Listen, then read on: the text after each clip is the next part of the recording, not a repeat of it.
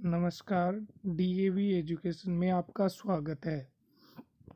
DAV education education संबंधित सभी maths, science और जीके से संबंधित विगत परीक्षाओं में आए हुए प्रश्नों को हल करवाता है, जो आपके लिए आपकी सफलता में एक रामबाण साबित हो रहा है। अब आज हम चर्चा करेंगे एलडीसी भर्ती परीक्षा 2016 के अंदर एक एग्ज़ाम हुआ था एलडीसी का, जो 2013 में रद्द हो गई थी भर्ती। उसका दोबारा एग्ज़ाम हुआ, उसकी चर्चा हम कर रहे हैं। जिसके अंदर कितने नंबर आए थे वो चर्चा करेंगे, प्रश्न क्या रहे थे वो चर्चा करेंगे। इसी दौर में पहला प्रश्न है कि एक्वा रजिया एक्वा रजिया अमलराज भी कहते हैं, किस से बनाया जाता है? तो एक्वा रजिया होता है HCl यानी हाइड्रोक्लोरिक अम्ल और HNO3 सांद्र नाइट्रिक अम्ल। इनका HCl का 3 अनुपात और HNO3 का 1 अनुपात लेकर एक्वा रजिया बनाया जाता है, जो कि सोने जैसी धातुओं को शुद्धिकरण में काम में लिया जाता है। जो उस विलयन में डालते हैं तो उससे सोने की मात्रा कम हो जाती है, ये काम करते हैं। तो अब प्रश्न था, एक्वा रजिया अम्लराज बनाया जाता है सांद्र हाइड्रोक्लोरिक अम्ल, सांद्र सल्फ्यूरिक अम्ल होता ही नहीं है, ये कैंसिल हो गया। सांद्र नाइट्रिक अम्ल, सांद्र हाइड्रोक्लोरिक अम्ल का 4 अनुपात, ये भी नहीं हुआ, 4 अनुपात आ गया। सांद्र नाइट्रिक अम्ल, सांद्र सल्फ्यूरिक अम्ल आ गया, ये कट हो गया। आगे है सांद्र हाइड्रोक्लोरिक अम्ल और सांद्र नाइट्रिक अम्ल, HNO3 को नाइट्रिक अम्ल कहते हैं, का 3 अनुपात 1, यही उत्तर हो गया। तो अपने प्रश्न एक्वा रजिया बनाया जाता है सांद्र हाइड्रोक्लोरिक अम्ल और सांद्र नाइट्रिक अम्ल के 3 अनुपात 1 के अनुपात में बनाया जाता है। अगला प्रश्न है, प्रोपेन के अणु सूत्र में कार्बन कार्बन बंधों का तथा कार्बन हाइड्रोजन बंधों से अनुपात बताइए। पहले तो हम ये देखेंगे कि प्रोपेन की संरचना क्या आती है। प्रोपेन में 3 कार्बन होते हैं। प्रो 3 कार्बन, एन लगा है तो कार्बन कार्बन के मध्य क्या है? Single bond. अब हम कार्बन की संयोजकता होती है 4, उसको पूरा करने के लिए हम यहाँ पे क्या लगाते हैं? हाइड्रोजन। तो ये कार्बन 1 से जुड़ा है, 3 हाइड्रोजन लगा दिए। अब ये कार्बन 1 और 1 2 से जुड़ा है, 2 की कमी है तो वहाँ हाइड्रोजन 2 लगा देंगे। इसी तरीके से कार्बन 1 से जुड़ा है, 3 हाइड्रोजन हम जोड़ देंगे।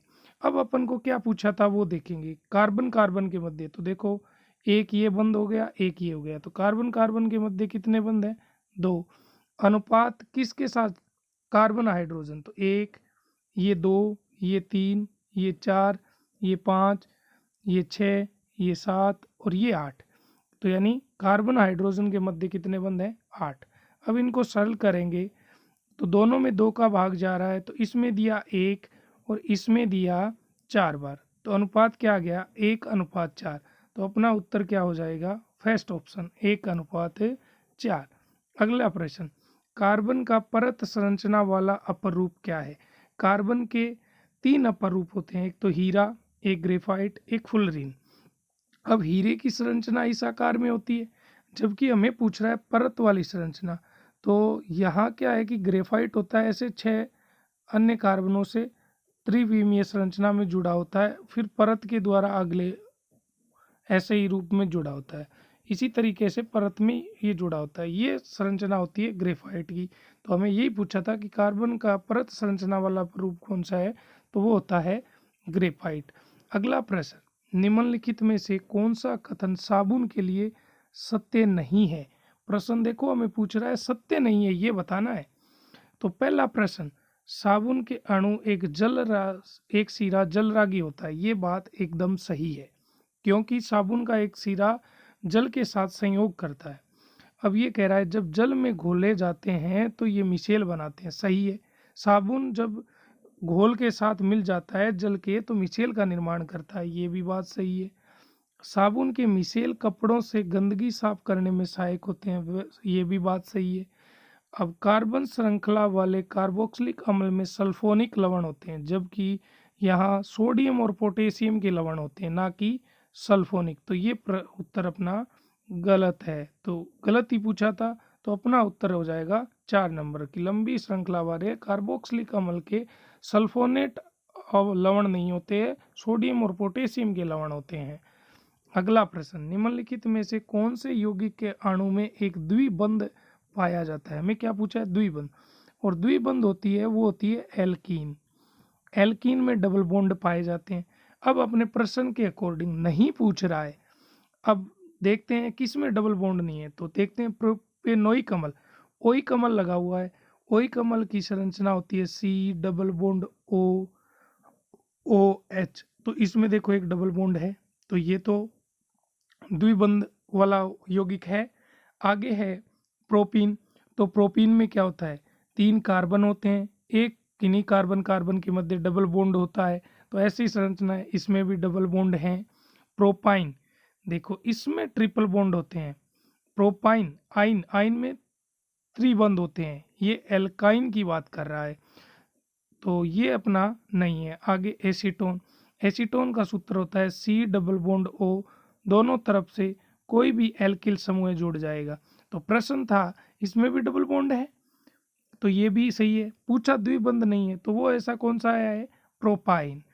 इसी तरीके से हम आगे वाले प्रश्न में चलते हैं। भोजन बनाते समय बर्तन की तली बाहर से काली होना क्या दर्शा रहा है?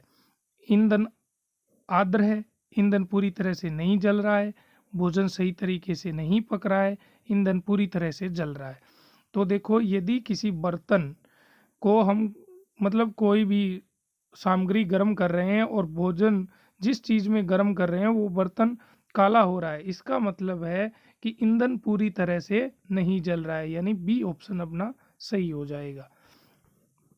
इसी तरीके से न चिपकने वाले सतह पर लेपित बर्तनों का उपयोग होने वाला बहुलक कौन सा है? तो ये बहुलक होता है टेफ्लॉन। इसी तरीके से आगे वाले प्रश्न में चलते हैं। निम्नलिखित में से कौन सी धातु सामान्य तापक्रम पर द्रव अवस्था में पाई जाती है? यदि हमें धातु पूछी है तो वो तो होती है पारा, या फिर उसको बोलते हैं मरकरी, या फिर Hg इसका प्रतीक चिन्ह है। और यदि हमें ये चीज़ अधातु के रूप में पूछ लेता तो हम उसका उत्तर देते ब्रोमीन। अब हमें धातु के रूप में पूछा है तो उत्तर होगा अपना मरकरी, 1 नंबर। अगला प्रश्न है, संघनित प्राकृतिक गैस यानी सीएनजी का मुख्य घटक क्या होता है?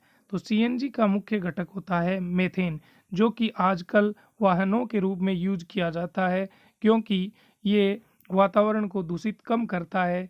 इसलिए इन दिनों में ईंधन के रूप में वाहनों में यही काम में ली जा रही है सीएनजी। अगला प्रश्न, परावर्तन के नियम लागू होते हैं? देखो परावर्तन वो होता है कि कोई भी सतह से टकराकर प्रकाश उसी माध्यम में वापस लौट आए, जिस माध्यम में है उसी में लौट आए, उसे परावर्तन कहते हैं। इसका सबसे ज़्यादा महत्वपूर्ण काम करता है ये समतल दर्पण में। तो पहला ऑप्शन है केवल समतल दर्पण में, ये बात सही है, समतल दर्पण में होता है। केवल अवतल दर्पण में, दर्पण सभी में होता है। उत्तल दर्पण में। अगला प्रश्न, एक वस्तु किसी उत्तल लेंस में 2f1 पर रखी है तो उसका प्रतिबिंब कहाँ बनेगा? ये होता है उत्तल लेंस। यदि बिंब अपना 2f1 पे है तो उसका प्रतिबिंब हमेशा कहाँ बनेगा? 2f2 पे बनेगा। तो अपना उत्तर इसके अकॉर्डिंग 2f1 व लेंस के मध्य नहीं, 2f2 व लेंस के मध्य नहीं, 2f2 पर, जी हाँ 2f2 पर बनेगा। इसी तरीके से अगला प्रश्न है, यदि आपतित किरण परावर्तित किरण के मध्य 44 डिग्री का कोण बना रही है, तब परावर्तित किरण परावर्तित सतह पर अभिलंब के मध्य के कोण का दुगुना होगा। ये प्रश्न बहुत इम्पोर्टेंट है। ये क्या कह रहा है ये समझने की जरूरत है। ये कोई परावर्तित पृष्ठ है, यहाँ से कोई आपतित किरण आ रही है और ये कोई टकराने के बाद वापस लौट रही है परावर्तित किरण। ये क्या कह रहा है? आपतित और परावर्तित किरण इन दोनों के मध्य कोण कितना बन रहा है? 44 डिग्री।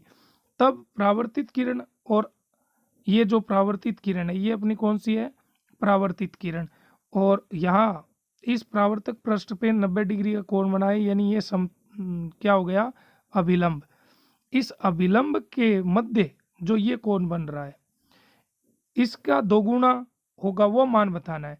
पहले तो आपतित किरण के साथ जो कोण बनाता है आपतन कोण और परावर्तन कोण बराबर होते हैं, ये हमने परावर्तन से पढ़ा है।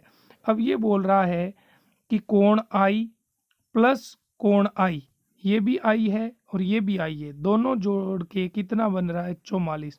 तो अपना क्या हो गया, 2i बराबर 44। तो i इज इक्वल टू कितना आ गया, 22।